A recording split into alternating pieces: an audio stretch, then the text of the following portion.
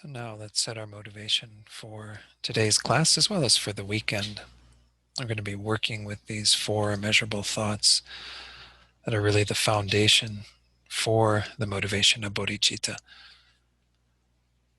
So already bring to mind this idea that all sentient beings are just like ourselves in this simple fact that we all desire to be happy.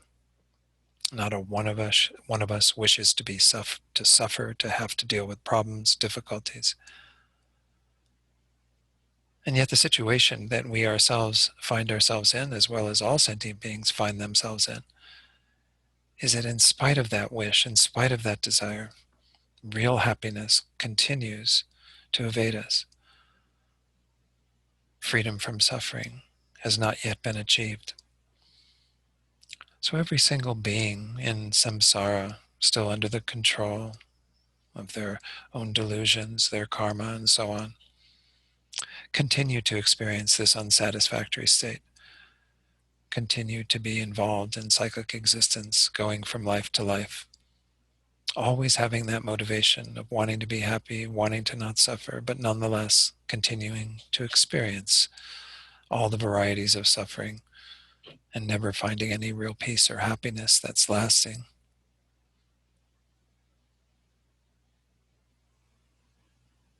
But the Buddha had, of course, the good news that this doesn't have to be this way, that actually things can change because we can change our minds, because our minds are at the center of all of this.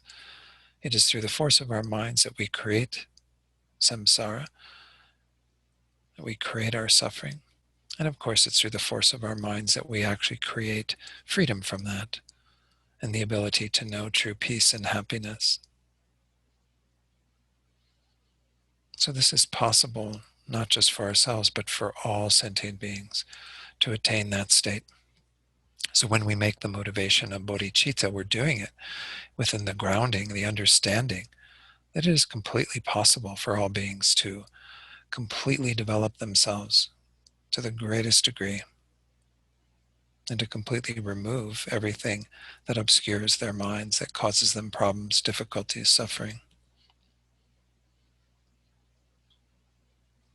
So motivated already to this degree by some of these immeasurable thoughts, especially love and compassion, generate that motivation of bodhicitta, thinking that you're here to continue your own understanding and development of these qualities so that you can eventually attain the state of Buddhahood. And then in that state, being fully qualified, you will then be able to lead all sentient beings to attaining enlightenment as well. And just hold that motivation kind of single-pointedly in your mind right now so that everything that we do becomes infused with the power of that motivation.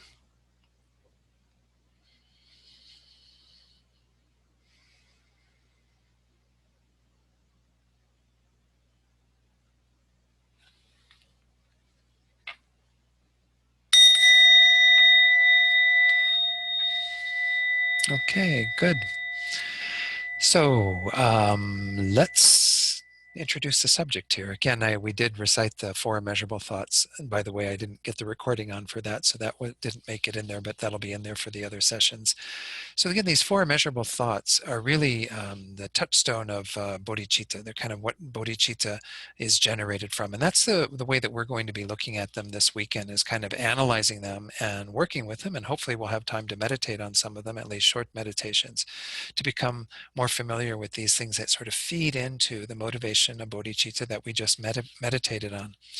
So essentially, all of the Buddha's teachings, are driven with this idea that I mentioned in the motivation as well, that it is our minds that are the source of our happiness and our well-being. It's the mind that is the source of all of our suffering and discontentment. And of course, the answer to all of that the Buddha puts forward is that we have to increase all of the positive states of mind that are the causes of our happiness and our well-being, and we have to decrease and eventually eliminate all the negative states of mind that are the causes of our suffering. And this is the fundamental equation that's going on here. And of course, our minds are malleable, our minds are changeable. We are under the control of a lot of patterns and habits and things that we've brought into this life, but we don't have to succumb to those. We don't have to be under their control completely. we can change our minds. And of course, it's refreshing. I'm sure all of you know about what they're finding in neuroscience and so on in terms of neuroplasticity, the ability for the mind to change the brain. That, if we change our thoughts and our processes, that the brain itself becomes wired differently. The synapses and so on are changed by virtue of what we do with our thoughts. So it's just a validation that everything that the Buddha says is completely possible, completely workable. And of course, the Buddha says that we can do this to an infinite degree. We're seeing this as part of even why we call these the immeasurables. I'll get into that in just a moment. But if we look at the result that we're aiming for in that refuge prayer that we recited in the Tibetan, we saw that the very first word was Sangye. Sangye is the Tibetan equivalent for Buddha. And when a lot of the Sanskrit words came into Tibet in the form of the scriptures and so on, they didn't do like a direct meaning translation. Like they didn't say, okay, Buddha means awakened one, so we're going to come up with the Tibetan word that means awakened one. Instead, for the Tibetan word for Buddha, they chose these two words, Sang, S-A-N-G, and Gye, G-Y-E is usually how those are spelled. Again, they don't use our alphabet system. They've got their own alphabet and so on, their own letters. But Sang has the connotation of complete purification, to completely remove everything that is negative in the mind. So when we talk about reducing and eliminating those negative tendencies, this is the goal, is to get rid of these completely. And Gye means to completely develop all the positive qualities. So we have this goal that we're setting for ourselves whenever we recite the refuge formula or anytime we generate bodhicitta motivation of Sangye, of Buddhahood, of the complete development of our minds in terms of the fulfillment of all of our qualities and the complete removal of all of what obscures the mind, all of what holds us back from being able to achieve our greatest potential as well as benefit others to the greatest degree. So this weekend, what we're focusing on in particular are the positive qualities that are embedded within these four immeasurable thoughts. Now, again, these things aren't done separately all the time, though. I mean, right when we generate a positive state of mind, it is a direct counter force to the negative states of mind. So, for example, when we generate loving kindness, immeasurable love, that is an antidote to our feelings of hatred or aversion, repulsion to other beings, whatever the case might be. We need to feel a sense of closeness and connection to them, and a sort of wish for them to be happy and so on, everything that's imbued in that thought of immeasurable love. When we cultivate that, it's a direct antidote to any of the bad thoughts that we might have about others, the thoughts wishing them harm or hateful thoughts, what have you. So this is whenever we work on any one of these, reducing the negative ones or increasing the positive ones, we're by default also working on the other one. So it's nice, again, and we'll be looking at this to some degree when we go through each of these four immeasurable thoughts in terms of what are they the antidote to, what is it that is directly opposed to them, and how do they act in a way to kind of counteract the delusion that they are aiming at reducing. So again, this is just a sort of an introduction to this whole topic. But obviously, again, we're not just simply cultivating these qualities for the sake of having some compassion and some love and so on in our hearts. We're doing this so that we can generate the motivation of bodhicitta. So all of you have been sent a little outline with a number of points on it. It's actually good meditation instruction and so on. I'm not sure, again, how that all made its way there, but Catherine said she would take care of that. So I will be referring to that, and I'll be putting that on the screen as we go through. What I'd like to start with, though, are a few slides, though, to talk about these immeasurables and kind of go into a little bit more detail about why they're called immeasurables. They are practiced in all the Buddhist traditions, but again, we're going to be looking at them primarily from a sort of Mahayana point of view. So, whoops, there's the little, my little front piece there with, again, the picture of a four-arm Chenrezig, as I mentioned when we recited the four immeasurables earlier. Four-arm Chenrezig, or Avalokiteshvara as the Sanskrit, is the Buddha that embodies all these compassionate qualities. And so he has four arms in this depiction, each of the arms representing one of the four immeasurable thoughts. So I'm starting off with a quote here from Kadrula. Many of you know who Kadrula is, this amazing sort of Dakini, this very enlightened woman who has been helping the FPMT in a number of ways. She's said to have these great clairvoyant qualities and what have you. But in one teaching that she gave, she said, people try spiritually to achieve realization. The true realization is to achieve a kind heart. Other than that, there is nothing really that is useful, nothing else. The things that we can completely trust that will never betray us or fail us are kind-heartedness and bodhicitta. So that's just a nice little, I mean, again, it's not to say that all the other things that the Buddha taught don't matter or aren't worthy of realizing, but we see the amazing benefits of having a kind heart in our world. It can be really important, especially in the times that we live in, that we try to stay in that place with an open heart and relate to others from that. And again, the Buddha has always spoken to the great benefits of that state of mind. So again, these four immeasurable thoughts, just in a very brief introduction, are immeasurable equanimity, equanimity being this even-mindedness that we want to have, and it's in the traditional teachings, it's placed last in the Pali tradition and so on. When they meditate on the four immeasurable thoughts, which they call the four Brahma abodes, they put equanimity last, but in the Mahayana, we put it first, and we'll get into that shortly as to why we do that. Immeasurable love, of course, love is the response to sentient beings wanting happiness, and it is that sincere wish that they have happiness and its causes. Immeasurable compassion is the looking at the flip side for sentient beings, the fact that they are suffering, and then the compassionate response of wanting them to be free from suffering and all of what causes suffering. And I'm just doing sort of a shorthand way of going through these. Obviously, there are more to these thoughts than what I'm saying. We'll be getting into that. And then finally, immeasurable joy. Joy is presented in a number of ways. We can think about it as the joy that we cultivate by being joyful at others' good qualities and virtues and so on.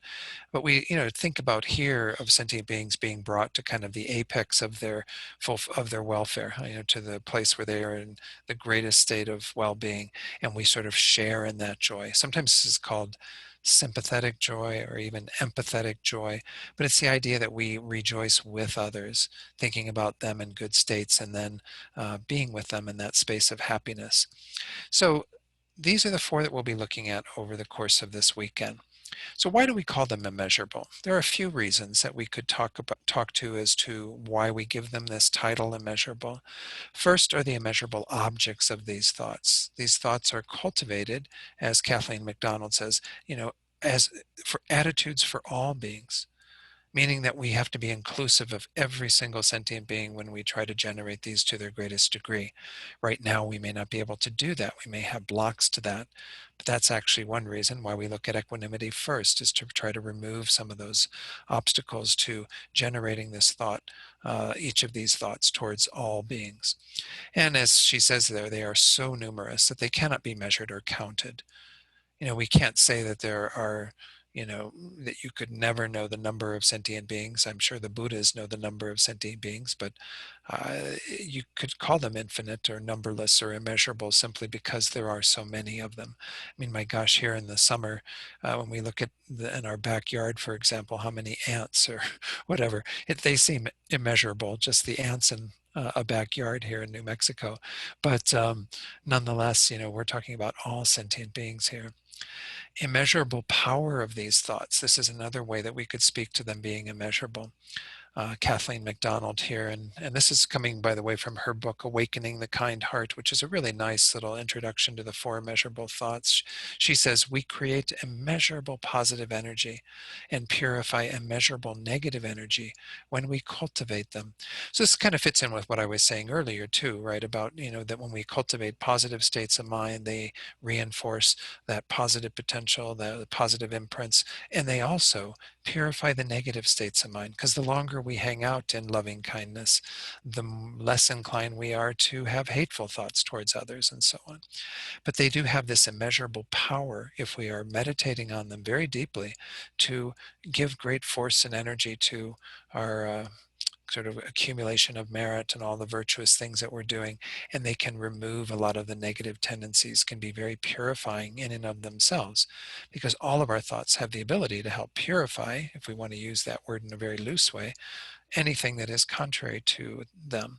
So when we cultivate those positive thoughts, we definitely get a favorable impact on removing the negative ones and, decreasing the power of that negative energy through purification. The third thing that we can look at in terms of why we would call them immeasurable is the immeasurable degree of these thoughts, kind of looking at, their scope or their ability to have an effect. It can also be said that they are generated in one's own mind to an immeasurable or boundless degree, a state that is without limit. Alex Berzin, in his teachings on the Four Immeasurables, he says, each attitude has no limit to its intensity. So again, we are trying to cultivate these thoughts. And right now, I mean, this might seem pretty outrageous that we could cultivate these to a sort of limitless or immeasurable degree, that they would have that power. But this is the power of our own minds.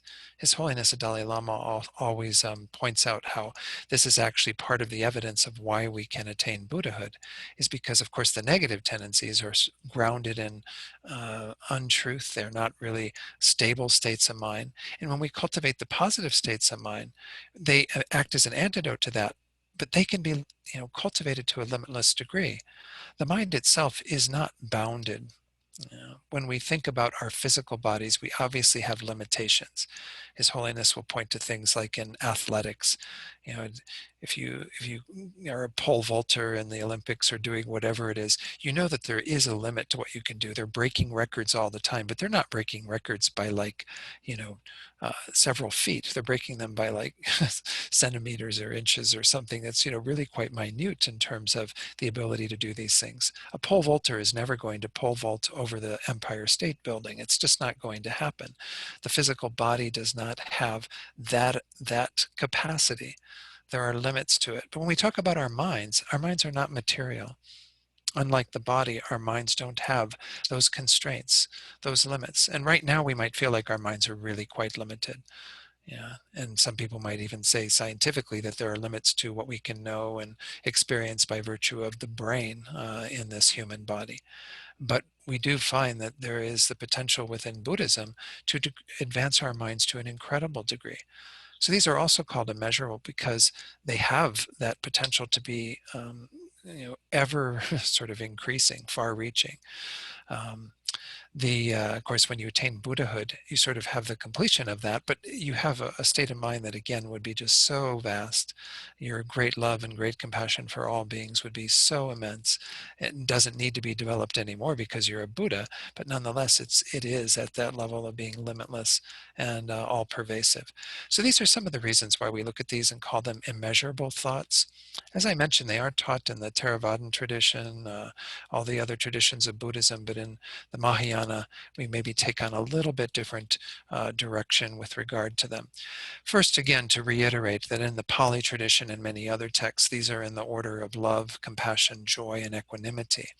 And I don't know the exact rationale for putting equanimity last. It makes a lot more sense. Of course, I myself and many of you are sort of ingrained in the Mahayana presentation of things. It makes so much more sense to put it at the beginning. So when meditating on them in accord with the Lam Rim presentation, the stages of the path that we use in this Tibetan Buddhist tradition, one begins with equanimity to equalize one's own mind first, so that all beings can be the object of the other three thoughts of love, compassion, and joy that follow after equanimity. So there is a rationale for putting equanimity first, and you'll see even later on when we talk about bodhicitta that equanimity is the foundational thought for the cultivation of bodhicitta. Love and compassion come in as well, but nonetheless, equanimity is that, again, even-mindedness that we need to have towards beings before we go on to develop these thoughts towards them.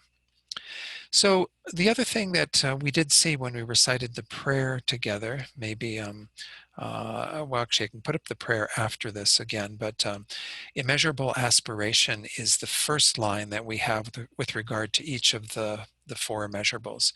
So the very first line for equanimity, for example, was how wonderful it would be if all sentient beings were to abide in equanimity, free from attachment for friends and hatred for enemies. So that's the very first line that some people will call this a wish, some people an aspiration. I like the idea of it being an aspiration, of sort of aspiring to this idea that of how wonderful it would be if all beings had whatever it is that we are wishing for in terms of each individual immeasurable.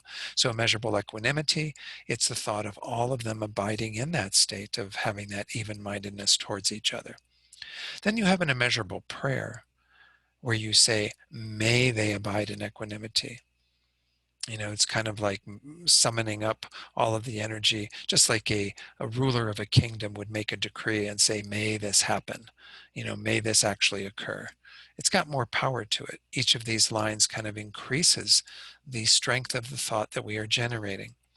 Then the third one, an immeasurable altruistic thought or resolve, is when we actually take ownership ourselves for that. This is the one line in particular, for sure, that you will not see in some of the Theravadan traditions in terms of how they work with the four immeasurables, because this is really the bodhisattva aspiration that determines that we ourselves will take responsibility for accomplishing this for other beings. So here again, it was within the measurable equanimity, the first of the four, I myself will cause them to abide in equanimity. And that's kind of that determination that we're going to not sit on the, you know, on the sides and just watch everybody go through all their pain and difficulties and whatever and not do anything about it. We're going to actually get our hands dirty and dive in and do what we need to do. And again, we do see in bodhicitta, this is a big part of it, is taking that sort of personal responsibility to have that special intention that is determined to do something to affect the welfare of others. Then having made those three thoughts, each of these again, strengthening and deepening the thought so that it becomes very powerful by the third line, you know, when we say we ourselves will do that, we then recognize that we need help to do that, that it's very hard for us to develop our hearts and our minds completely without our spiritual guides and the enlightened beings. So here we make an immeasurable petition or request, thinking, please, Guru Deity, grant me blessings to be able to do so. And that's the same line at the end of each of these. But these four thoughts, again, are a way in which we, when we recite them in the Mahayana tradition, where we try to increase the effect of them in our own minds so that they do take on that bodhicitta semblance, you know, to have that power, that altruistic intention that's behind them, to think that we're not just wishing this for others and sitting in our room and not doing anything about it. We're actually going to do whatever it takes to help that to happen. So let me go ahead and share. Actually, yeah, I didn't bring up that other prayer. Let's go back to the prayers that we did at the very beginning of the class, and I'll share those again. So again, you'll see that for each of these, how wonderful it would be. That's the sort of beginning part. That's the sort of aspiration, if you will, again, or wish, thinking how wonderful if all beings had that particular quality. For love, it's how wonderful it would be if they all had happiness and the causes of happiness and so on. Then for the second one, may they abide in equanimity, is that prayer saying, may this actually happen. The third is that altruistic thought, sort of making that resolve that we are going to do that.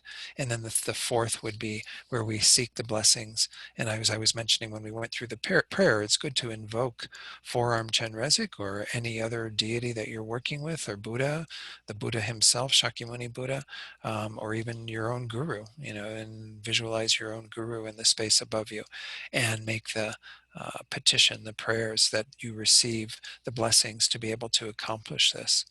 So this is how we're going to be looking at them and working with them. Again, I won't be saying a whole lot more about that four-part setup, but this is a very important part of it. You know, again, in the Mahayana tradition, you will definitely see this. Now, again, recognize that even though I've said that the order is these, you know, equanimity first and then the other three that follow, you will see sometimes even in Mahayana sadhanas, the means of accomplishment for various tantric practices, as well as other practices that we do, you'll see them set out where equanimity is last.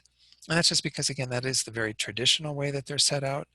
But the way that we're going to be going through them here and the way that they are sometimes presented in Mahayana practices is with equanimity first. And that's once more because equanimity does play such a major role in helping us to embrace the welfare of all beings, to not exclude some from our thoughts.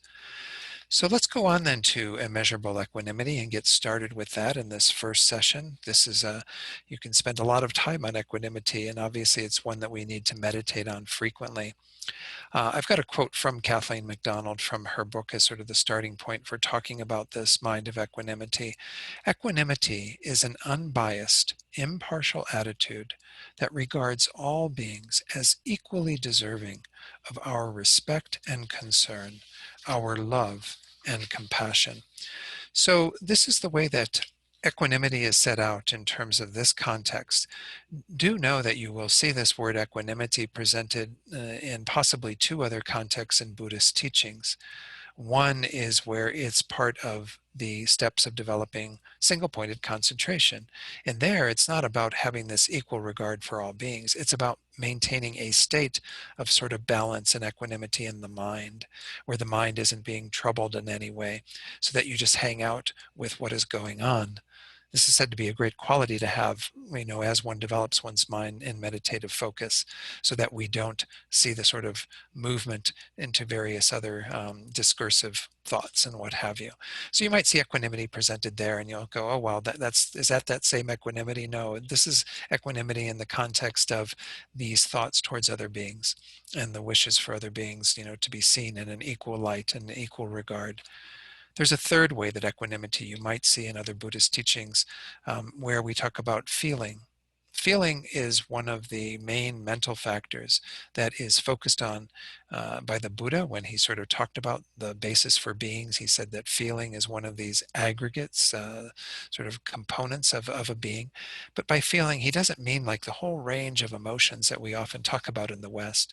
You know, feelings for a lot of people include a variety of things. Here, we're really just talking about three feeling tones.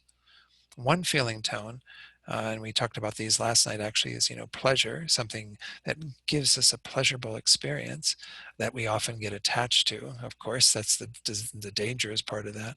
Then we have unpleasant feelings, which we often have a strong aversion towards. But then we have a third type of feeling that we sometimes call neutral. Well, sometimes that's referred to as a feeling of equanimity. Why? Because it's not charged one way or another. It's not charged to be really pleasant. It's not charged to be really painful. So we have this sort of equanimous feeling at that point. So I'm just alerting you to that. I feel like it's just kind of a favor I'm doing to you in case you do run across teachings at some point that speak to a feeling of equanimity. A feeling of equanimity doesn't mean this kind of, just sort of blank neutral state of mind in this context that we're going through. It's actually a very powerful state of mind that has a lot of charge to it. But when we talk about feeling tones, equanimity can be used there to refer to that sort of neutral state of mind. And then again, the other one I pointed out was equanimity as a practice when we are meditating so that the mind doesn't get disturbed one way or another. It hangs out in a place of equanimity. And by virtue of that increases one's meditative skill. So let's go back to the slides and take a bit more of a look at this. One thing I want to say before we go back to the slides is that immeasurable equanimity does have kind of two different dimensions to it. And you'll notice it's a little bit different than the other three immeasurables when we recite it. Because here, when we first say it, and when it's spelled out in the way that I just went through, it's saying, may all beings abide in equanimity. It's, of course, including oneself, but it's sort of having this thought of all beings to have this equanimous mind. Whereas when we look at love, compassion, and joy, they're about things we cultivate within ourselves towards other beings. Love being, of course, the wish for others to be happy and to have causes of happiness. Compassion being the wish for them to be free from suffering and the causes of suffering. Of course, we want that to happen for those beings. They're still a part of the equation, but it's about cultivating that love and compassion within ourselves. When you just recite the equanimity verse, it makes it sound like we want everyone else to be in equanimity, but we will pass on that. Thank you. But so this is why there's going to be two steps when we look at the techniques for developing this. Two things that we need to focus on. First, we have to get some familiarity with equanimity ourselves, which means that we have to be dedicated to pursuing a process of continually challenging the things that are opposed to our equanimity, to try to make sure that we maintain a very balanced and equal regard for all beings, that we don't let our delusions get in the way of that. And then, on the basis of our own understanding of equanimity, then we can have these sorts of thoughts that are spelled out in the prayer. May all beings have that state of mind. And if we think about it, again, we're going to get into this in more detail, but this is a wonderful place to start, because could you imagine what the world would be like if beings were sort of free of all of the attachment they have to the people that they love and trying to protect them to the exclusion of others, or if they were free of all the aversion that they have to people who are different than them, who hold different political views than them, and so on, and didn't try to do things to harm them. I mean, what a world we would live in just to have some of that be removed, for people to be a bit more equanimous with each other. So I noticed that there was a question that came up from Heather. So in the context of feeling tone, the notion of neutrality is associated with equanimity, which is different than neutrality in the context of the three poisons, in which case neutrality is associated with ignorance. Is that right? Yeah, oftentimes we do associate a neutral feeling as sort of compounding our ignorance or being associated with that. Um, I would say, again, this is really more about a label that we put on that feeling tone. So again, we have three different feeling tones. We have the pleasant, we have the unpleasant, and then in the middle we have the neutral.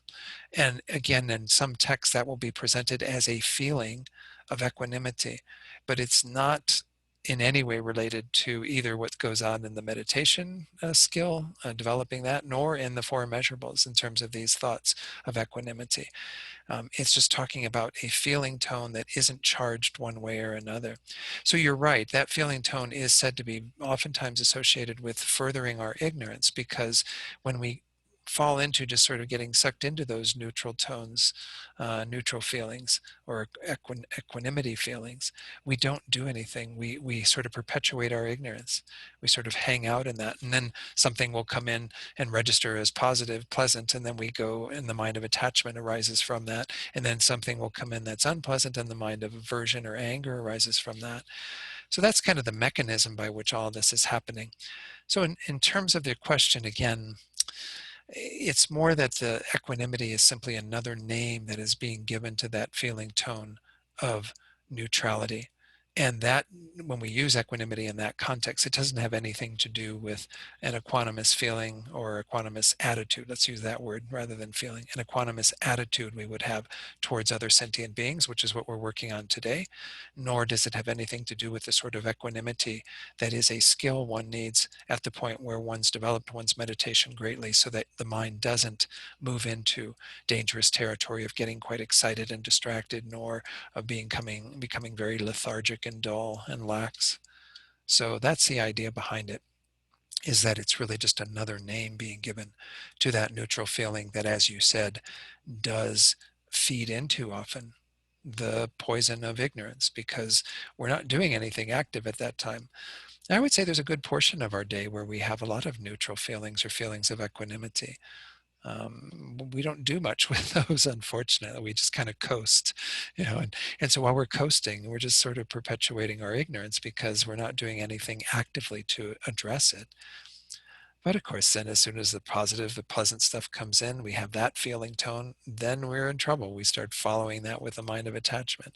And as soon as something unpleasant comes in and induces that feeling tone, then we have a whole range of things that can happen depending upon how much that has upset the apple cart at that point. So did that help to make that somewhat clear? Okay, good. All right, let's go back.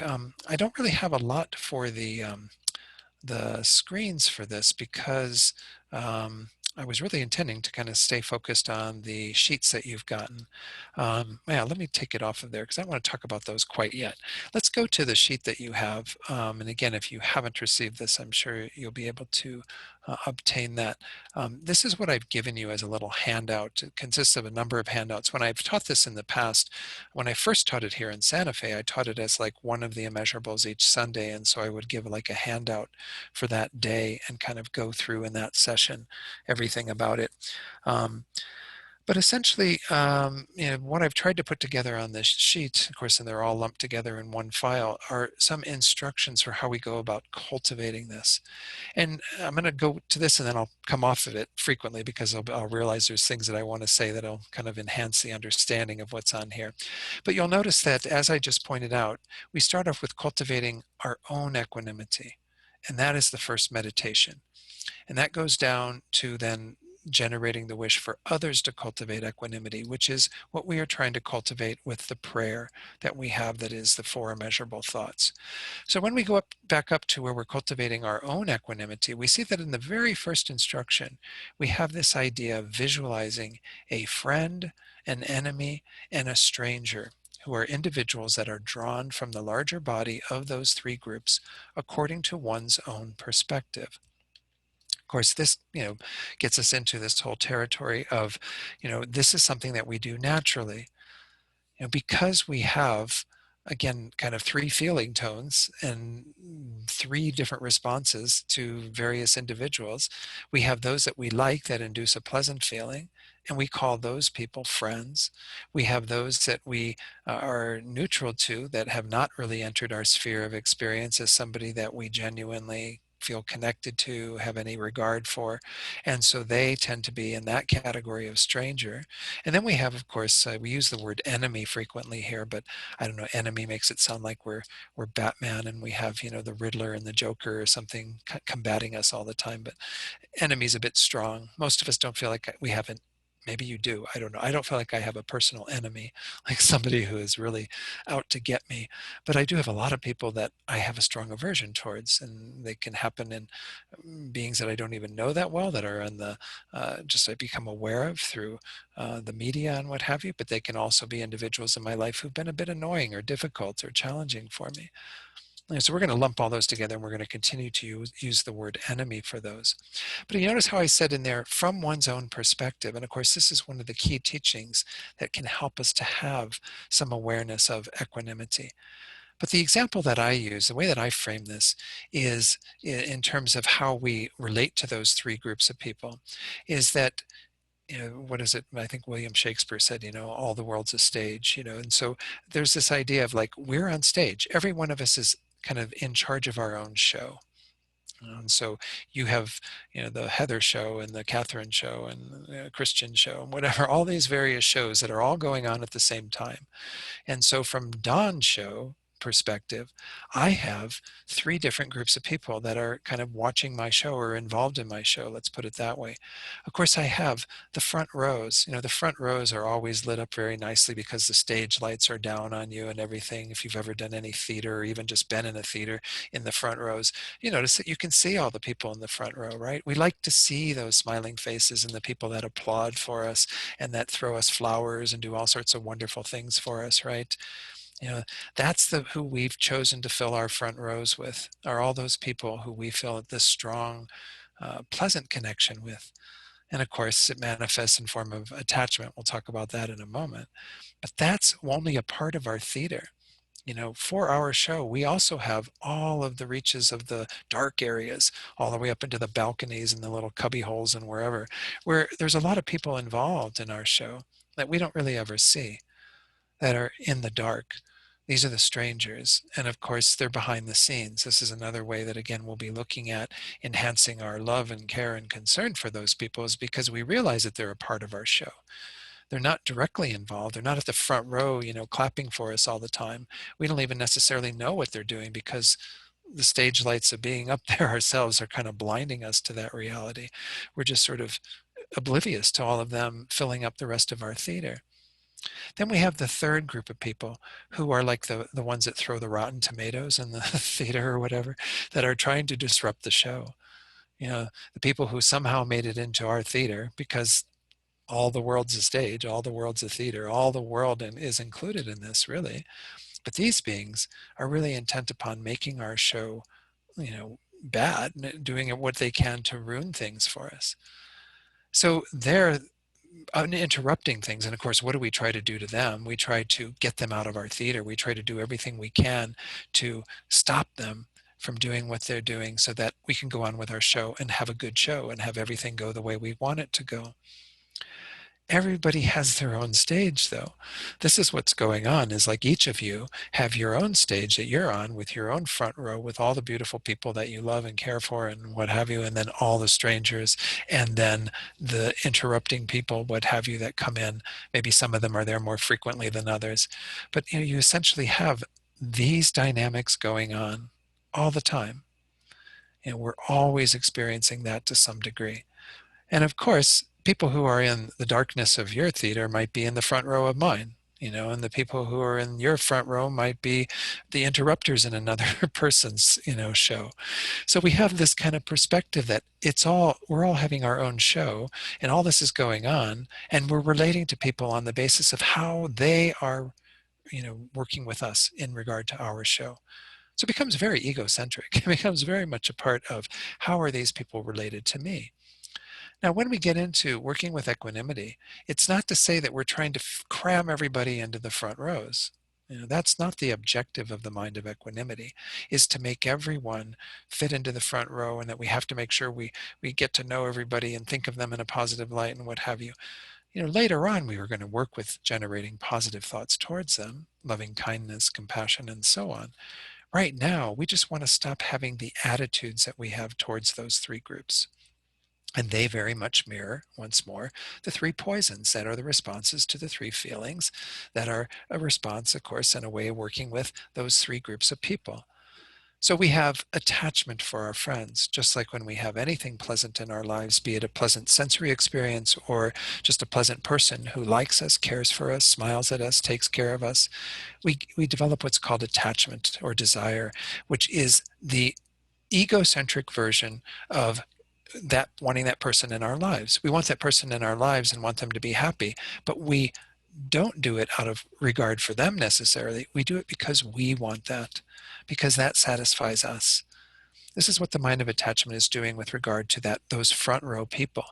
We're happy to have them in our front row, and to even, say things and do things that entertain them, that help them, that, show our regard for them. But if they stop applauding us and they start throwing tomatoes, then we're really quick to kick them out of our theater. They at least kick them out of the front rows. Can't get them completely out of your theater, but this is the way that attachment works. Attachment has an expectation that those people are going to continue to be worthy of being in our front row. And so this is what the attitude is that we have towards those friends. Now, I'm not saying you don't have genuine love and compassion for your friends and the people in the front row of your theater. You definitely do. But attachment's there with it. And this is what clouds everything, is because we don't have a genuine form of those emotions towards others. We are distorting it with the mind of attachment. So the first thing that we're trying to get rid of in regard to our problematic attitudes that equanimity is about is our attachment to friends, our desire to continue to take care of them so that they take care of us. It's a transactional way of going about relating to those people who we consider to be our front row people. With regard to the strangers, this is where we get more of the mind of ignorance, though it's not technically ignorance. We usually call it indifference. Uh, those people who are in the recesses of our theater that we don't really see on a day-to-day basis, but that are behind the scenes, preparing the food that we eat, packaging it, harvesting it, shipping it. I mean, that's just the food, and there are many other people involved that I haven't even mentioned. And then you can talk about the clothing, and you can talk about your cars, and you can talk about your house, and all the various things that are part of supporting you. There are a lot of people involved in that we just don't see. Because we don't see them, because they haven't made any real direct connection with us yet, our mind is indifferent to them. Now, again, I'm also not saying that we have a complete indifference, because sometimes things do break through, right? We hear about a dark part of our theater where there's great tragedy, things going on, like a really horrible hurricane, or what's going on with COVID-19 now, where we have people that we don't know, that we can see on television and know through the statistics that there are people going through unbelievable pain and agony, and we might open up with some response to them.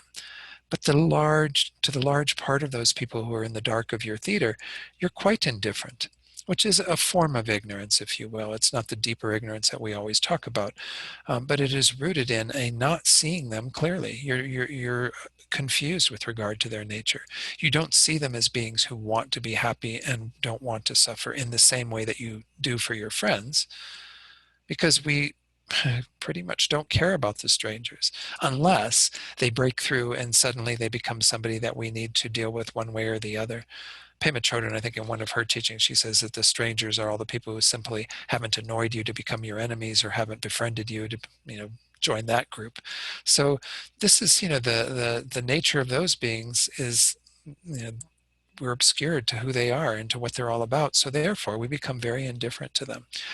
Now, the last group, it's very obvious. These are the enemies, the people charging in and interrupting our show and throwing tomatoes at us and what have you. Well, very easy to see that these are the beings we generate the third poison, the aversion, the anger, the hatred. Um, we see them in that light because our experience is that they're interrupting our show. Again, as I pointed out earlier, in someone else's theater, they may be in the front row. They may actually be their most cherished, dear people that they attend to and are very attached to. But for us, because they interrupt our show, we're going to have hatred and animosity towards them. So these are what we're trying to equalize in regard to equanimity, are the attitudes that we have towards those. It's not to say that we want all of them to become friendly and wonderful and somehow all join the category of the people that we feel good about. Because even the people we feel good about, we have a distorted attitude towards. We have attachment towards them.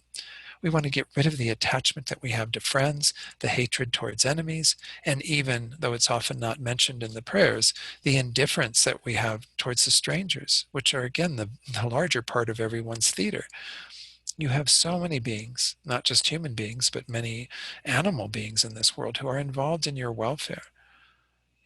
Do we think about them so much? No, we tend to have a lot of indifference. So this meditation is very much about not saying, I want all these beings to become someone very dear and close to me. I want all these beings to be free of the distorting attitudes I project to them. So you're trying to get free of these yourself so that you can see them in a different light. Doesn't mean, again, that you're going to necessarily welcome the person who's your enemy and put them in your front row, because that may not be the best thing for them or for you. But it does mean that you're going to have a different attitude towards them. You're going to see them in a different light. And that's, again, the gist of the equanimity meditation that we start with, which is cultivating equanimity within ourselves. And it makes sense to start with ourselves, because how could we wish for others to have this state of mind if we haven't developed it ourselves? I'd be saying, I want everybody in the world to be kind, but I'm going to be mean. Well, why do you want everyone else to be kind when you yourself aren't subscribing to that? So we have to start with ourselves. And as I pointed out in this prayer, it sounds like we're wanting others to have equanimity, but we do say all beings, so we're included in there. But the meditation process is to definitely start with ourselves and to focus on the ways that we need to develop this mind of equanimity. Let me look on here and see. Yeah, I think it's already almost 11 o'clock. Why don't we just take a short break till about 11:05 or so, give ourselves a chance to just stretch a bit, and then we'll continue on until noon. That way we keep the breaks just a minimum for the morning and the afternoon over the weekend. So again, now it's about 10:59, so you got about 6 minutes. Hopefully that'll be enough for everyone. I'll see you shortly. Okay. So as I said before, are there any questions up to this point? Anyone that would like to ask anything or, okay. And again, if things do come up, as I mentioned previously in other teachings, you can put things in the chat box like Heather did earlier, and I'll get to those. I'll see that that comes up and make sure that I address those. And let's go back then to sharing the screen back to this handout, because again, I'll go through a few more of the steps, and then I'm sure there'll be some things I need to talk about. So again, this idea of this first step was to take one person from the front row, one person, from that group that keeps interrupting your show, and then one person from the deep recesses of the theater where you don't know them. It can be hard sometimes for people to pull up a stranger, but it doesn't have to be a complete stranger. It might be somebody that you've seen around town wherever you live, that you just seen from a distance, and you might recognize them, or maybe just take note of them. When you go home, you can just bring them into your meditation. They're somebody that you know nothing about, what their life is like, who they are, what they do. Just somebody who kind of has that, is in that category. And then the second point: consider the particular bias that you currently have towards each: the attachment for the friend, the repulsion for the enemy, the indifference towards the stranger, and examine the reasons why you have those attitudes. Again, we didn't go into that so much, but I think it's kind of obvious. Again, the mind of attachment is all about those pleasant things, and the beings who fall into that category as people who please us, who do things that we like, who take care of us, we become very attached to them and want to continue to receive that from them. The mind of attachment is very much looking at from things from that point of view of, what are you doing for me, and I want you to continue doing what you're doing for me. The mind of love becomes more other focused. We'll get into that with the next of the immeasurables. But this is the attitude that we have towards our friends, and that's where it's coming from. And then, of course, the indifference towards strangers is because we don't have any real connection to them in a positive or a negative way. And then, of course, the repulsion for the enemy. That's the traditional mind of anger, attachment, aversion that looks at the other, the thing that is causing us to have that unpleasant experience, and paints the entire person to be unpleasant. Keep in mind that for each of these, we are doing that to a large degree. We're sort of, the stranger is entirely sort of an unknown. They're a blank slate. The enemy is filled with nothing but negativity, and then the friend is filled with nothing but positivity. So then you can contemplate as well the disadvantages of those three attitudes to reinforce your wish to overcome them. So this is where I might spend a little bit more time. I think we've got some time in this first session to talk about some of these disadvantages. Um, Kathleen McDonald, who many of you may have met her, she's Venerable Sangye Kadro. She's been around in our organization a long time. She wrote the book on meditation for our organization, How to Meditate. But her book, Awakening a Kind Heart, has some of this discussion, because it is important that we do see the disadvantages. Frequently, this is presented in the Lam Rim topics, right, where you'll start a new topic and it'll say, you're supposed to meditate on death and impermanence. Here are the disadvantages if you don't. Here are the advantages if you do. It's like Tibetan Buddhist advertising, right? If you don't use our product, you're going to have all these problems. If you do use it, you're going to have all these solutions to your problems.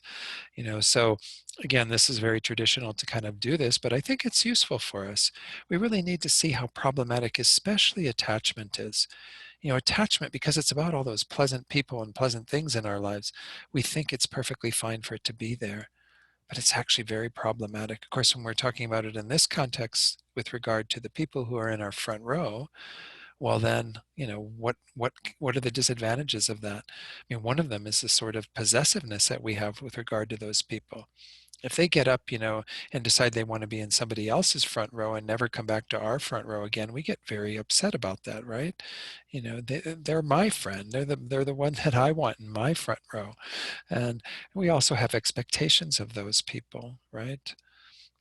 Because of what we do for them, we think that they're entitled to do things for us, because this is, again, how these relationships become much more transactional when attachment is involved.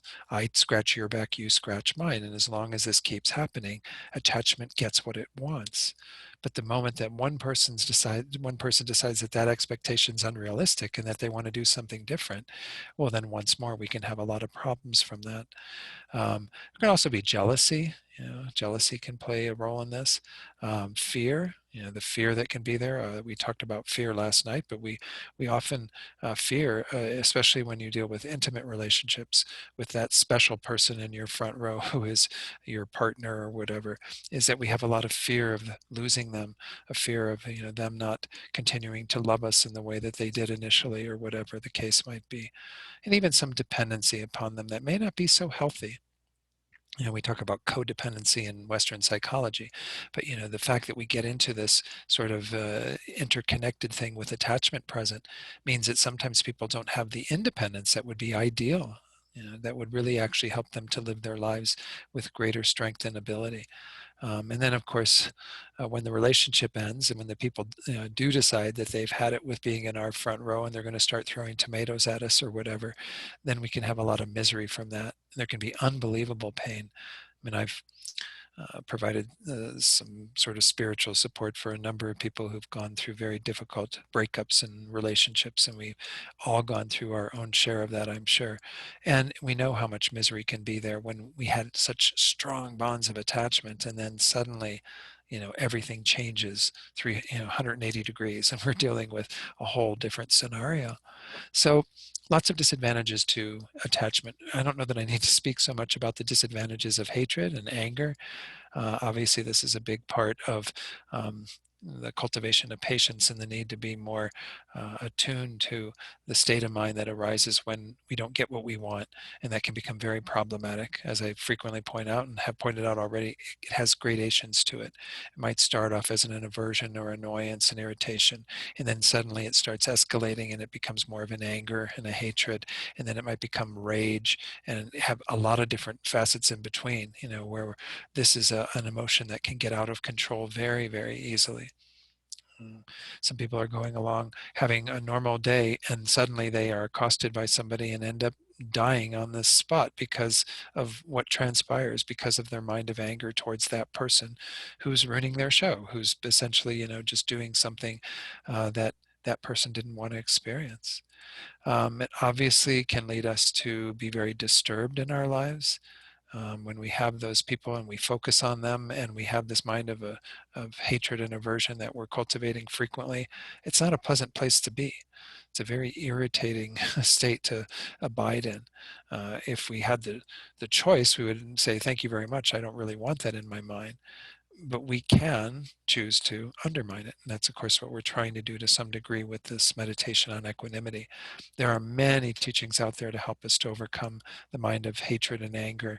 So I'm not about to go into all of those as part of this weekend, but know that there are, Venerable Thupten Chodron has a wonderful book called Working with Anger that goes into great detail about all the various thought processes that will help us to undermine those sorts of attitudes.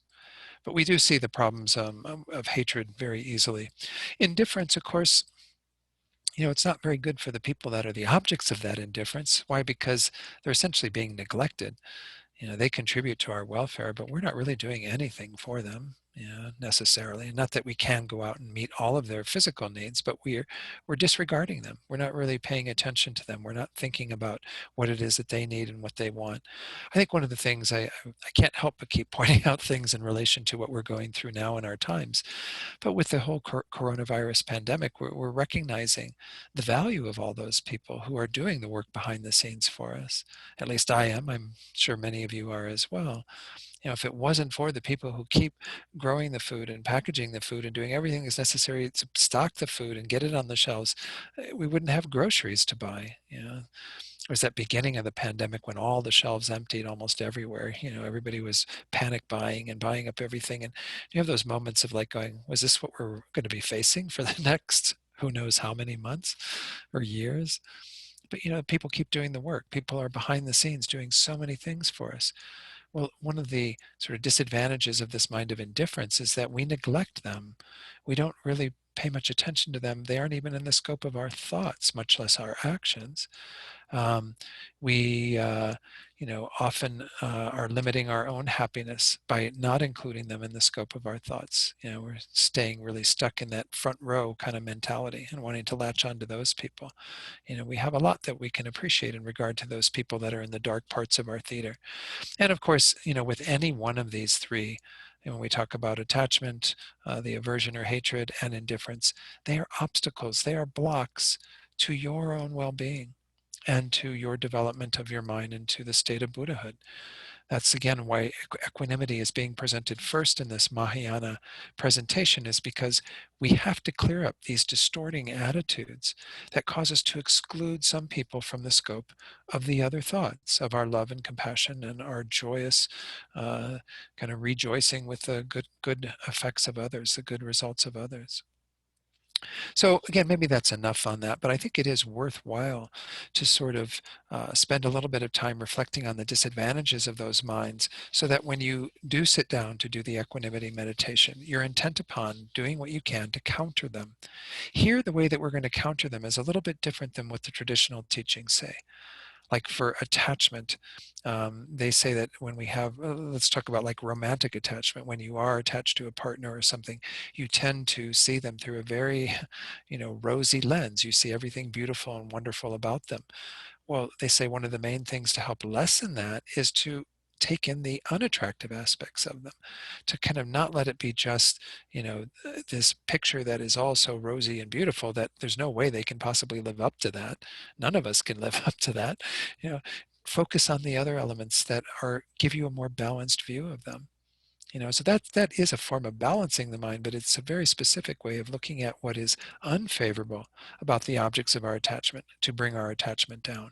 Then for the mind of hatred, we could say that definitely, having loving kindness is a way that we sort of have a direct antidote to that hatred. Well, here we're not going to be talking about those sorts of antidotes that are traditionally presented in the Lam Rim. We're going to mostly look at it from the point of view of the rationale for why I can see all three groups with an equal mind, with an equal regard, which is this mind of equanimity. And we do have reasons for doing this. It's not just, develop the thought of equanimity. I mean, I have to admit that when I came to Buddhism, I was so pleased to find techniques to actually do so much of these things and develop more positive states of mind. I grew up Catholic, and of course, you're told to cultivate love towards your neighbor, and even towards your enemy, right? This is one of Christ's main teachings, right? Love your enemy. But they don't give you much instruction about doing that. At least I missed out. Maybe I was absent that day. I was sick at home. But I never got the instruction in that tradition. I'm not putting that tradition down. I'm just saying what's nice about Buddhism is that it does go into great detail to give rational thought processes as to why love is a much better response towards my enemy than hatred and animosity. So it's the same here with regard to equanimity. We're going to go into this in just a moment, but there are detailed ways of thinking and looking at it so that we can move that mind away from these three distorted attitudes of the attachment, the indifference, and the hatred into an equal regard, which is not a sort of dull mind. It's a mind that is actually very much engaged in everyone that we meet, because we see that we need to hold them with the same level of respect as any other being, the same regard as what we would have for our dearest friends who are in our front row. So let's go back into the techniques that are on the sheet, the packet that you have there. So again, that was the third point there. You can also, contemplate these disadvantages, and then contemplate the following points to diminish those attitudes. These are the three more general ways that are set out. The first is the most common one, which is impermanence. That these relationships change over time, both within a single lifetime and over lifetimes. Now, if you don't have a conviction in rebirth and in the fact of, that the Buddha taught that we've been cycling from life to life, our minds taking on a different sort of experience in regard to a human body in this life, but having been who knows what in a previous life and so on. If you don't have that perspective, you can still do this meditation on impermanence, just looking at it from the point of view of a single lifetime. So this is the idea. I mean, let's go back to the whole concept of the theater. You're on stage and you have your front row people and you have the dark of the theater, and then you have the enemies, the difficult people that are bursting in and interrupting our show, disrupting us. Well, this isn't a static thing going on. There were many people who were in the dark of the theater who somehow came into the light and met us, and we moved them in our front row. Or they came into the light and they started throwing tomatoes at us, and we decided, no, these are somebody who we don't want in our show at all. You know, this is a rotating thing. This is something that changes for many people many times during their lifetime. And I recall I had a group of friends I hung out with in high school. Actually, it began in grade school to some degree, but they all went to the same high school as me. And so, and there was one event where they bought tickets for a concert and didn't include me. And that was like the end of the line for me. I was like, okay. I mean, I liked them well enough and I enjoyed being with them. They were my good friends, my sort of buddies, my people that I hung out with in high school. And then when they did this, I was like, okay, you're out of my front row, you know? Kind of sad that I did that, but I freely admit it. I mean, I'm sure we've all done similar things when somebody has, done something that affects you in a negative way because of the delusion you have in your mind. You make a determination that you want nothing more to do with them. Okay, they were in your front row, and now they're the people that you want to keep out of your theater. And now they're, for me, I mean, many years since I was in high school, they're in the dark recesses of the theater. I probably wouldn't even recognize them if I saw them on the street again. So this is constantly changing. I use the word impermanence here, which has a lot of different meanings, but the whole idea in this context is that nothing is static about these relationships. Even though I mentioned earlier, this is from my perspective, my stage that this is happening, and from your stage, you'll have different things happening. Even within your own theater, things are moving around, as I was pointing out. So it's not a static process. So we can begin to open up to that idea that even the people in the front row for you right now in your life, they may do something that could cause them to move in a completely different direction. And so then look at that possibility. How are you going to think about them at that time? Well, they did all of these wonderful things for you and were your friend. Is it really fair to think that because they're potentially going to become my enemy and a difficult person, that I should hold them any different? And if there was a stranger at one point who was this delightful person who I'd never met, and then suddenly they came into my life and they're in my front row now, why should I hold a different regard for those people who are the strangers right now when any one of them could be my dear friend in my front row? So this is this idea that it's sort of a revolving process of things, beings going around. And if we start taking into consideration other lifetimes, if you have that conviction in rebirth, well then, my gosh, there's no end to the ways in which beings have manifested for you. That person who's in your front row right now, who's like the charm of your life, who you just like focus on and pay so much attention to, they could have been the person disrupting your show to the worst possible degree in another lifetime, even in the last lifetime. Who knows? Beings are constantly moving from one role to another. That should begin to loosen up that sense of sort of the attitude that we have towards them. Again, it doesn't deny that they are in this particular moment in time in your front row or in the dark or interrupting the show. It doesn't, get rid of that conventional way of talking about them. The goal of our equanimity meditation isn't to say everyone is a friend. It's to simply say, I'm going to stop these biases I have towards these groups because I have to look at things with a different understanding, that even within this lifetime, things could change very greatly. Let's go back to the next technique that you're encouraged to use, which is, again, and what you might find is one of these might work better for you than others. That's what the wonder of the Buddha's teachings too, is that not only does the Buddha give those techniques to do this, but also gives you multiple techniques usually. Things that you can say, well, let me try that on and see how that works. Let me try this on and see how that works. The second one is differing perspectives. And I already pointed this out, but this is something that has great profundity to it, that others have relationships with these people that are different from the ones that you have with them. This is that idea that, again, the person in the front row smiling up at you and applauding you could be the person disrupting someone else's show, could be the person that they do not want in their life at all. It's kind of hard for us to think that way because we like to think everybody in our front row is sort of inherently good. That's the mind of attachment that clings to that. So when we are able to see that others have different relationships to those people that are in our theater, we begin to expand our view of that. We don't have to hold on to people being exactly what we think they are, because in someone else's perspective, they're going to be seen very, very differently. You know? I think this is why we get so bent out of shape when we have a negative encounter with somebody, is because we like to even think of ourselves as being kind of inherently good, and so then when somebody sees us in that light, we're like, no, you're not seeing who I am. And even if we think about the times when we haven't been so good, we haven't, those embarrassing moments of our life, I won't ask you to share, and I won't be sharing any of mine. But, when you've done or said something that you just cringe thinking about it, going, oh my gosh, I was just such a jerk, when I did that. If that person, believed that that was exactly who you were, that was their one impression of you, is Don when Don was a jerk, well then, we know that they wouldn't be correct, that they're not seeing kind of the totality of that person, certainly not seeing the totality of me. I don't think I'm a jerk most of the time. Maybe I am on occasion still, but I try to avoid being a jerk. But this is evidence that they're only getting a little slice of it.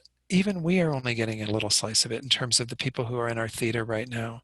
We're seeing them in relation to our karma with them, our sort of connection with them, whether it be a favorable one, a neutral one, unfavorable one. And then we're interpreting the entire thing that way. That's what the attitudes that are destructive are doing, these disturbing minds of attachment, aversion, and indifference. They're interpreting things through that lens and not seeing the big picture. Well, this second meditation is to help you to see that there's a bigger picture going on here, that everybody is seeing everyone differently. I mean, look at what's going on in our political environment in terms of the polarization that's happened to a great degree. And we find it almost incredulous that on one side of the fence that the other people could possibly be supporting that candidate. And on that side of the fence, it's impossible for them to believe that the other side could be supporting that candidate. But they're seeing something in that person and some qualities and some things that we are blind to because of a lot of our delusion. I'm not saying there aren't facts and things that we can check, and we can definitely make, a report card on the basis of certain behaviors and things that were done or not done. But keep the biases out of it. Keep these distorted states of mind out of it. Because other people, again, will have very different views of those people. Can we have an equal regard that takes into consideration that dynamic? So that's the second one that I think is really useful. The third one, I would say again, is very common, but it tends to be used in the technique for equalizing and exchanging self and others in that we'll talk about tomorrow when we get into connecting all of these to bodhicitta. And that's the ways that we are all the same. That's usually the step of equalizing self and others, to recognize that all of these beings, every one of the beings in your theater, which is every single being that exists, have the wish to be happy and to not suffer. We started our meditation today with that. They all have the basics. This is another part of seeing the sameness, is that they all have the same basic qualities, both positive and negative. They might have, skewed to the negative or to the positive, but they all have the same basic qualities, in their minds. And that the very nature of all of our minds is the same with the same potential. This, of course, is something I alluded to a little bit earlier, didn't quite, use these words. But the reality is that every single being has what we call Buddha nature, meaning that they have the potential to develop their minds, because the nature of their minds in terms of the ultimate nature is that it's not inherent or fixed. It can change over time. And that lends to the process of development that every one of us can engage in. If we meet with the proper teachings and the proper teachers to help us, every one of us can develop our minds to that degree. Now, in any particular lifetime, they might not have the full potential to do that in that lifetime. Mosquitoes, unfortunately, I can't, invite mosquitoes in and teach them how to meditate and how to be, more loving and kind to other beings and what have you. It's just not going to work in a mosquito life. They don't have that ability. But human beings, and when beings attain a state where you can talk to them and help them and so on, they have the ability to develop their minds to the degree that all of us can, to Buddhahood. That's what we mean by Buddha nature, is kind of that fundamental nature of the mind being not fixed or inherent, and then the developmental qualities that can be changed over time because the mind lacks any sort of fixedness or inherent qualities. So these are three ways that we can look again at the sameness of others, that they're the same in their basic desires and motivations to be happy and to not suffer. They're the same in both having, and all of them having both positive and negative states. Even, the most despicable people that have ever existed, we can look at and say they have some positive qualities. Venerable Rabina sometimes points out how even Adolf Hitler loved his little doggy Woggy. I don't think that's how she says it. He had qualities that endeared certain beings to him, without a doubt. He wouldn't have been able to do what he did if he didn't have people who saw something positive in him and were attracted to him in some way. He wasn't like evil from inside out. Now, again, we can point to the actions that he did and say many, many things that are, not so favorable. But in terms of having the basic raw stuff of positive and negative qualities, he's the same as anyone else. Everyone in your theater is the same as anyone else. And then finally, that idea that, let me put that back on the screen. I'm losing my Buddha nature. That we look at their Buddha nature and recognize that every being has the same potential. So these are the three, that are generally presented or sometimes presented. I don't know. I kind of collected these from various sources, but oftentimes the main one that's used in the traditional Lam Rim text is the first one. But the second one I find really helpful, to think that other people are looking at that person very differently. The mother or father of a person who we don't like probably saw them very, very differently than we do. And then the ways that we're all the same, that fundamental way that is about, the desires, the qualities that we have, the Buddha nature we possess.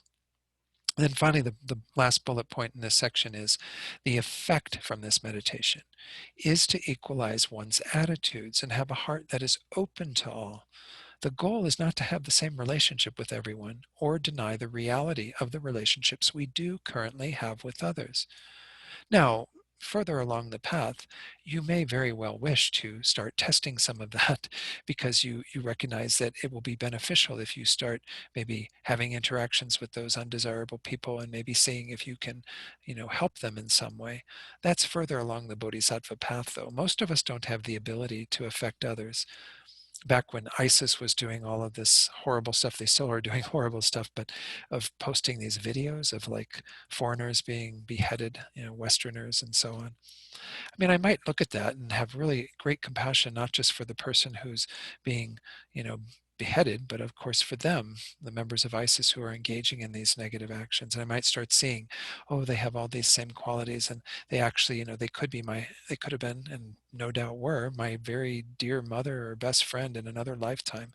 And I might start feeling really good about them. But it doesn't mean I'm going to get on a plane and I'm going to go over to Syria or Iraq or wherever these guys are and say, oh, could I talk to you today about, changing your mind and developing more qualities? And I'll be the next video. It's just not going to happen. I don't have the capacity in myself to know exactly how to approach a situation like that. And I'm not sure that they're in a position based on what's going on with their minds to be receptive to that. But there will be times perhaps with some people in our lives where we want to expand, push the envelope, as they say, maybe get outside of our comfort zone and maybe befriend that person. I mean, I have found at times when I was working in San Francisco, I worked for Levi Strauss, and there was in particular one woman who I had a really strained relationship with. And in the environment that we were in, it became very problematic. And then she moved to another department. Of course, I went through various things, and we reconnected on a project many years later. And I was open to just kind of seeing her in a fresh light, and she seemed to be as well in terms of me. And we I wouldn't say we hit it off, but we had a much better experience than anything that had transpired before that, because they're sort of willing to look at it and see the person through a different light and not carry all the baggage that was going on when we were interacting in a more personal way, different way. So again, this is something that, as I'm pointing out, it is fine at times to maybe extend beyond that and to recognize that maybe I could befriend my enemy, or maybe I could take a greater effort to actually pay attention to and befriend strangers. But recognize that this is part and parcel of living in this world. You're going to have people who are in your front row, people in the dark, and people who are interrupting the show. It's just how things happen. It's sort of karmically created. Don't think that the goal is to make everybody once more front row people. The goal is to simply change your attitude so that you don't have a greater regard for the front row people and a much less regard for the other two groups. Any questions about that, what we've been looking at? And I think this mind of equanimity is an incredibly powerful one, and so important. Anyone? Anything you wanted to share? Any questions? Okay. All right. Not. Oh, Jackie. Let me unmute you. Okay, you're unmuted. Yeah, I'm gonna also. Okay.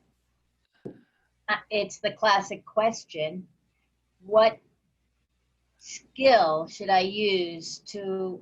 What's the best skill to work with someone who I find a challenge? So it's the classic question. Mostly, I just stay away. And that's the first line of defense. Yeah. Because I don't trust my own mind Yeah. with the situation. I could be Mhm. rash or impulsive. I fear. Yeah. No, and I think that that is always, I use that term first line of defense frequently in terms of if we have something that is challenging for us and we don't feel that we can rise to the challenge, then by all means, stay away, do what you can. Even His Holiness the Dalai Lama has said, if somebody's threatening you, run away. You don't need to kind of work with that in the moment if you don't feel like you have anything that would be beneficial. Most of us will fall into our negative tendencies. We're going to get very upset and angry. We might say and do things that we're going to regret. Well, then why put ourselves in that position of doing that and exacerbating the suffering of ourselves and others through that? It's the same process that people go through when they bottom out and determine that they're going to turn away from alcohol or other substances they've been abusing. When they say, okay, this is my determination to move in a different direction, you don't hang around with all the things that are going to tempt you to go back to using. You stay away from the things that are triggers for you. So absolutely, that's the first step. But I don't talk about it as just a single step that you do and then you just wait for things to change. No, in the meantime, you work with that person in your meditation. So they'd be a good person to bring up, especially in regard to the next two immeasurables, when you're cultivating them at a more individual level, of cultivating love and compassion for that person, beginning to see that they have the same desire that you do to be happy, to not suffer, and then to begin to wish for those for them. And maybe do other meditations that can begin to dissect and help to dismantle some of the stuff that we're projecting onto that person. Um, and then we test it occasionally. We do the meditation, the work, as frequently as we can to try to open our hearts to seeing that person in a different light. And then we test it. You go hang out with them once and kind of see what's going on. Am I able to be in that place that has a bit more equanimity, has a bit more loving kindness and compassion towards them, is able to see them in a slightly different light so that we aren't as triggered? Because the triggering is generally going to happen around the delusions. It's our attachment to wanting them to be a particular way and our aversion to them being the way that they are, that we think they shouldn't be. So if we can get rid of some of those delusions through our meditation, at least lessen their power, so that when we come before them, so it'd be like the equanimity initially and then enhance it with qualities of loving kindness and compassion, so then we have positive attitudes towards them and we are back in their company when we're seeing them, and then we see what happens. And if we fall prey to it all again and we step in it and we go, oh, wow, I just didn't really do very well at all there, wasn't able to maintain my composure and I got really upset and angry, then we purify, we forgive ourselves, we forgive the other person as much as we can in our own hearts, and then we do continue doing the work. And then eventually things will shift and change in terms of our ability to be with them. Now, the expectation can't be that they're going to change because of the work we're doing. Sometimes people do change because someone else changes, because they go, oh wow, they see something in that and it gets through to them. But we can't have that expectation. The expectation is that we will be able to be better in charge of our own minds when we're in their presence, and not let the disturbing thoughts arise. So I don't know, does that help somewhat, or do you have further questions, Jackie? I, I do. I know it helps tremendously, but it also brought up a thought that sometimes my people in the front row are the ones that I want to throw the tomatoes at, right? So you want to speak that. Yeah, yeah. I've done a series of classes. I don't do it so much anymore, that I called conscious relationship. And one of the meditations I prepared for that was practicing equanimity with a single person, the person that you are in relationship with, whether it be an intimate relationship, a familiar relationship, whatever, because they manifest as all three people throughout the course of a few minutes sometimes. they, they come and they greet you and they're all happy, and then you say something and they become really angry and upset, and then they say something that you kind of go like, who is this person? I don't even know who you are anymore. So understand that this is where I was pointing out earlier, the volatility and the movement that happens in our own little theater, over a lifetime, but sometimes it happens within minutes. The person who's in the front row, like you said, you want to start throwing tomatoes at them, or you want to do something to, put them in their place, because their proximity to you. This is a tricky thing about those people when I teach on this whole idea of being in relationship. There are people who are very close to you physically often, but they're also close to you in your heart. And so they have an ability to affect you to a greater degree than most of the other people in the theater. A lot of people can come in as, disruptors, but because we don't know them so well, we can kind of, it's like water off a duck's back, we don't really believe them or think much of them. But the people in the front row, they're the people that we have cared for and nurtured and taken care of. And we have, again, expectations of those people that are very different than the other people in the theater. Yeah. So it's more complicated with those people. And so you might have to do an equanimity. Maybe I'll post that equanimity meditation. I'll try to find it during the break. The equanimity meditation with a single person, kind of recognizing that they're going to manifest in different ways. And we need to be ready to respond to that accordingly and to not fall into our habitual reactions. But it's the same stuff going on. It's our disturbing thoughts that are causing all the problems. That person is just doing what they're doing, and I'm not saying they don't have disturbing thoughts. They probably have their own stuff to work on. But we're talking about, how do we work on our stuff so that we don't compound the situation. I mean, it's even sad when we see people who get into these relationships that become kind of built on that, of this sort of dynamic of, you know, uh, of feeling really close and then becoming very, a lot of animosity and negativity towards each other, and then feeling close again. I'm kind of like going back and forth between this sort of energy. It's not to say that, again, we all have some of that to some degree, but it's bad when it becomes sort of a pattern, and when people sort of accept it as that's sort of a good relationship. Now, I'm not saying, again, that we can't make it into something good for ourselves individually, because that's our job, is to bring our own minds and not our disturbing thoughts to every situation, to everything that we do with that other person. But we really should take a look at it. And are we benefiting the other person even by continuing to feed into all of this? That's another dimension of it that, of course, in the Mahayana, we should be concerned about. That's why, again, the whole concept of codependency that I mentioned earlier, that can become very problematic in relationships, because it's not that we're just, that is coming out of some concern for the other person, though it's often self-generated, but it's facilitating a lot of bad patterns potentially in the other person that are not going to be good for them to kind of let go unchecked. Something should happen. It would be like, I mean, the absurdity of codependency would be like a parent who keeps taking care of their child all the way up until they're like 50 or something, putting their shoes on and, everything. I mean, feeding them. I mean, could you imagine, the person would never develop any sense of personal responsibility or a desire to take care of themselves. And there are situations, obviously, where people require that type of care. I'm not talking about that. I'm talking about somebody who could very well take care of themselves, but the other person just continues to do it. I mean, that would be really absurd, but we're doing it at subtler levels in relationships all the time, too. So again, back to what your question, your comment, it's very difficult with the front row people. Don't think that, they're the easiest ones to work with. They actually might be some of the most challenging ones to work with in your theater.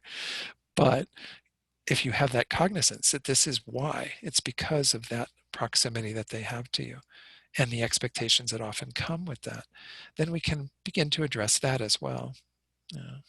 So, Thank you. oh, you're welcome, Jackie. Thank you for bringing that up. Anyone else? Yeah, Heather. Actually, yeah, I struggle with this, and it sort of circles around my earlier question around the difference between equanimity and neutrality, which I can sometimes associate with just apathy. So in the context of I'm a very political person, and we'll try not to be too much here. But, you know, I think about, you mentioned John Lewis yesterday.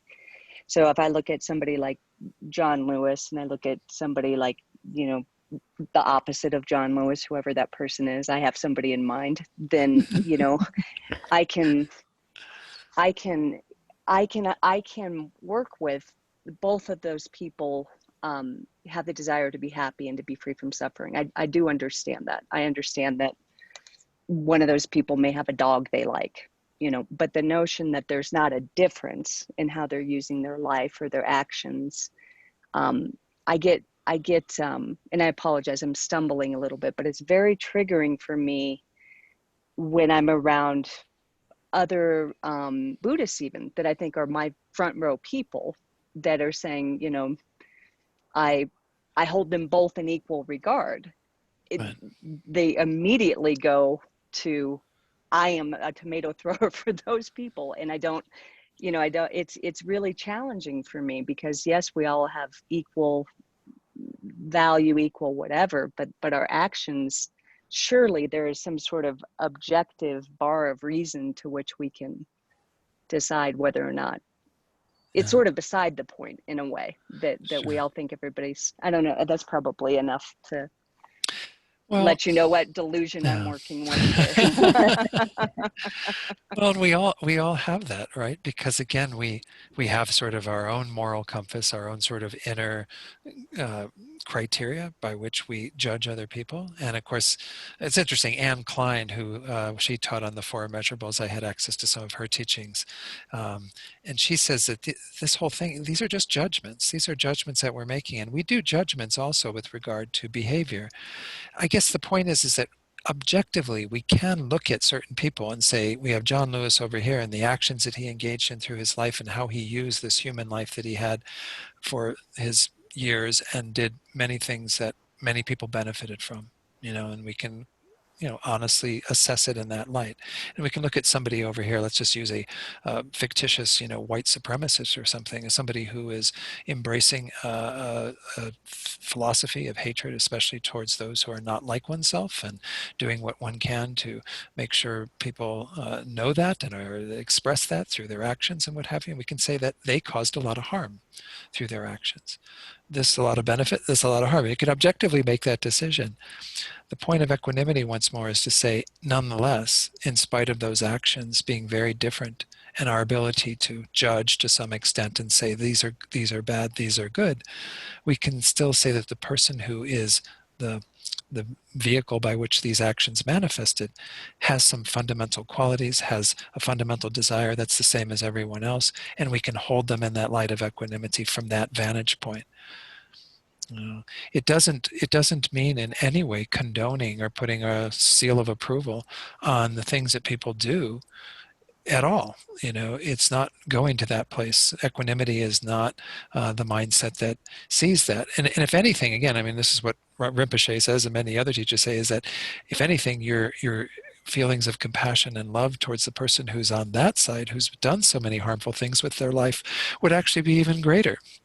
Whereas, you know, the John Lewis types, we can rejoice in and we can have good confidence that they are creating the causes for their own well-being and the well-being of others by virtue of their actions. But this person over here, so misguided, so under the control of their delusions, so, you know, confused, that they're going to simply create and perpetuate their own suffering, you know, for unbelievable lifetimes and have to experience countless sufferings on the basis of that.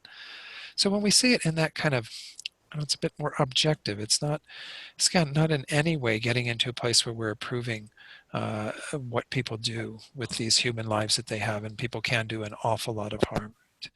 You know, so I think we have to be just aware that that's the process. And if we do have people who react to this, so if we're saying to people, well, you know, I'm trying to hold an equanimous view of this person, it means that we have to go to some degree to explain that. You know, to say that in no way am I saying that what this person does over here and that white supremacist, you know, is that's in any way to be embraced. It's to be negated and to be do what we can to fight that. And as you said, I mean, with all of the political leanings and things, and that you do, I'm sure, try to be a voice for justice, for reason, for all that. But we can't throw the person away. And what is that phrase? Throw the baby away with the bathwater. Kind of because they've got something negative about them, we're just going to discard them and have no regard for them whatsoever.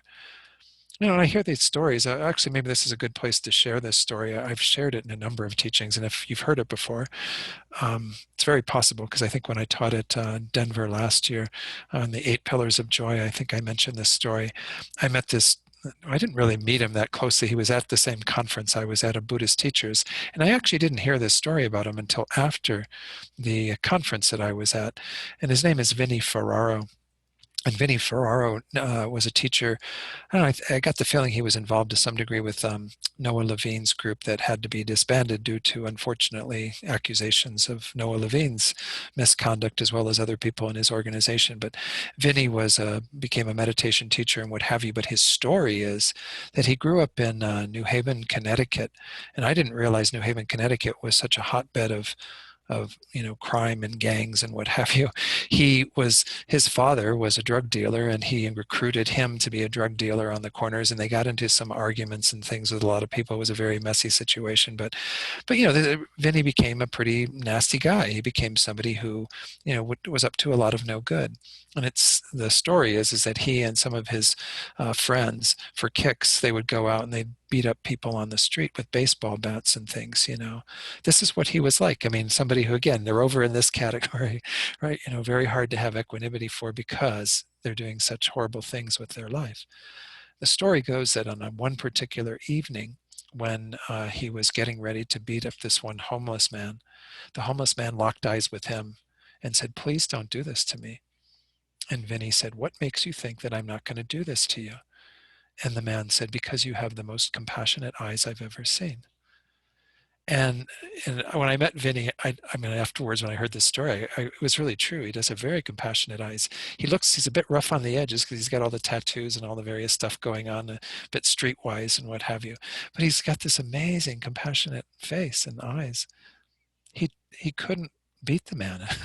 That was it. That was the end of his baseball beating days. He kind of moved away from all of his corrupt, being involved with drugs and all this in the streets of New Haven, and became a meditation practitioner and teacher, teaching the Dharma. So every person who's in this category is not a lost cause. In this particular lifetime, they may have a lot of influences from their past lives, a lot of things that they've been, habituating themselves towards in this life that make it very hard for them to move away from that. But this is that idea that we were talking about in their sameness. They all have this Buddha nature. I think in the quote that I shared from Chogyam Trungpa, he mentioned this thing of the soft spot. This is his way of talking about that sort of place that all beings have. That a lot of people, when Vinny was like the baseball bat person, beating people up at night, they obviously armored this soft spot to such a great degree that they couldn't really feel what they were doing and make any human connection with the person they were beating up, right? They would just do it and not feel a thing. But once that person locked eyes with him and said these words to him, there's this huge crack. The soft spot's open now. And that soft spot is the place of connection. The soft spot is the place of wisdom, of compassion, of all these qualities that we're developing. And everybody has that within them. It's just a lot of people have it armored to such a great degree. They've encased it in, layers of concrete and rock and whatever, and they just can't get out of that. Well, but they have the potential to get out of that. It's not to say that they can't, absolutely. So I don't know, I like to share that story too when we start talking about this whole idea of how to see these people who are in this category. This mind of equanimity acknowledges that yes, they are not, by definition, we're calling them an enemy, a difficult person. Why? Because they are doing things that we find repulsive, that we don't agree with, that we think are problematic. And sometimes there's mutual agreement on that, but not always 100% agreement on that, right? There are many people who are backing up that person and saying the same things and doing the same things as that person and think there's no problem with doing that. But every one of those people there has that same Buddha nature. Every one of those people has that same potential. If they meet with that homeless man, that person that they lock eyes with, that suddenly, causes something to shift within them. And these are sort of like these St. Paul sort of stories, and somebody has a huge revelation and their lives change drastically on the basis of that. They're really inspiring to hear, So wow, we've gone almost to noon, but any other questions or comments? Thank you for that, Heather. Did that help, or do you? Absolutely, it was beautiful. So nobody's a lost cause, but don't hit people with baseball bats. Yeah, and don't support the Good people. enough. Don't support the people who are out there hitting people with the baseball bats. I mean, this is where His Holiness, even in his book on chapter 6 of Shantideva, the one on patience, he says that he doesn't even like us using the word anger as the delusion, because he does feel that there's justifiable anger in the world, and we wouldn't call it the delusion at all. It's a healthy response to the injustices that are going on in our world, but they take into consideration the whole picture, that it's not good for the people that are the victims of all this perpetration, but it's not good for the perpetrators either to continue to do that. And so we want to have compassion for everyone involved, and that's where it gets to be more challenging, is when people go out and do all this social justice work and they've got an angry mind because they're upset at, they blame the other person and put everything on the other person and think the other person is the problem. Well, no, the other person isn't the problem. Their attitudes, their actions are a problem. And we want to get rid of those in the same way we want to get rid of our own, you know. But the person themselves, they need to be seen with love, compassion, equanimity. Yeah, so great. Okay, any other comments, questions? Let me go back to the screen, because I think we do have just a little bit more on equanimity, and I can finish that and we can do just a short little thing before we take our lunch break. We go on then, having cultivated equanimity within our own minds, to generate the wish for others to cultivate equanimity. So this is where we would recite the prayer that, again, we did at the beginning of class today. How wonderful it would be if all beings were in that state. May they be in that state. Again, bringing that, elevating that to more of a prayer. And then the altruistic intention for us to do what we can to help them to abide in equanimity. Now, again, even when you become enlightened, you can't make others have equanimity. Otherwise, we'd all have equanimity, right? The Buddhas would have all made us loving and kind and wonderful people, But nonetheless, as a Buddha, you will be able to be helpful to others, because you will know their minds and their karma and everything that's led them to any particular moment in time. And you may be able to say to that person in ISIS exactly what they need to hear to change their behavior. Whereas I don't have the mental ability right now to do that. So that third prayer is a very important part of it. Making that aspiration that we will actually be able to do that we commit ourselves to doing that. And then once more, the idea of beseeching the Guru in the form of Chenrezig, or whatever form we're working with, or even just in the form that they appear to us every day, seeking their blessing so we can accomplish that. So I think that's the end. Yeah, we go on to immeasurable love after that. And this is a good place to stop. I was actually hoping I could do like a single session on each of these immeasurables and sort of make it work. And I think that'll probably happen. In the last session, of course, we are going to go on to the fifth topic, which is how all of these feed into bodhicitta, because that's the important thing too, is to not just see these as standalone practices, but how they are incorporated into the Mahayana motivation. So let's just do the one prayer that is the dedication prayer. Let's see, where is that? There it is. Okay. We'll do the one that's the first one on the left-hand side of the screen there. And again, just so we make sure we dedicate all the positive potential that we've created these last 2 hours for the sake of our own enlightenment, and then the enlightenment of others that will ensue from that. Due to the merits of these virtuous actions, may I quickly attain the state of a Guru Buddha and lead all living beings without exception into that enlightened state. All right, so the lunch break is coming up. So again, just spend your time over lunch if you can, thinking about what we've talked about, thinking of others as you eat your food, offer your food, to think of other beings and them being benefited by even your acts of eating. So, and try to relax a little bit. And we'll come back at 1 o'clock and we'll go till about 3 today, and then the same schedule again tomorrow. Okay, wonderful. Thank you all so much, and I'll see you in an hour.